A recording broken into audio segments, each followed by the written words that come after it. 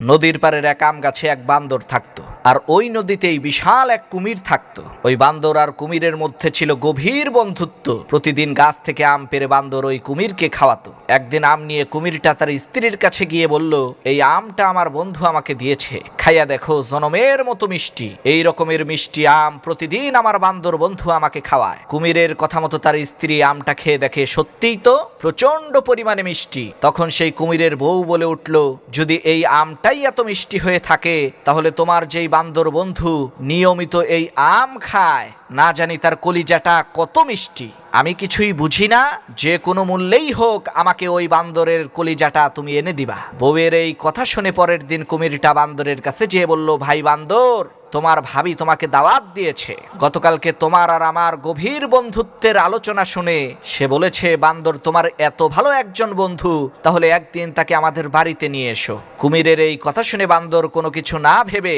এক লাফে কুমিরের পিঠে এসে বসলো আর বলল, চলো আজকে ভাবির হাতের রান্না খাবো। চলতে চলতে নদীর মাঝখানে যাওয়ার পর কুমির বলে উঠল, ভাই বান্দর, আসল কথা হলো তোমার ভাবি তোমার কলিজাটা খেতে চায়, এ কারণেই আমি তোমাকে নিয়ে যাচ্ছি। কুমিরের এই কথা শুনে বান্দর ভয় পেয়ে গেল, কিন্তু সে হাই হুতাশ না করে হেসে দিয়ে বলল, আরে ভাই, এই সামান্য একটা বিষয় তুমি আমাকে আগে বলবা না?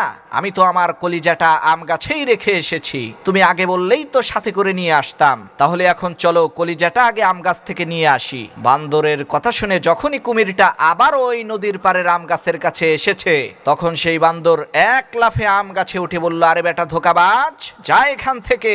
আমি তোর উপরে ভরসা করেছি, তোকে মহব্বত করেছি, আর তুই আমার সাথে এত বড় ধোঁকাবাজি করলি। প্রিয় বন্ধুগণ, আজকাল এই দুনিয়ার পরতে পরতে ধোঁকাবাজ লুকিয়ে আছে। আপনি সবাইকে যখন বিশ্বাস করবেন, সবাইকে যখন ভালোবাসবেন, তখন অবশ্যই কিন্তু আপনি ধোঁকাবাজের খপ্পরে পড়বেন।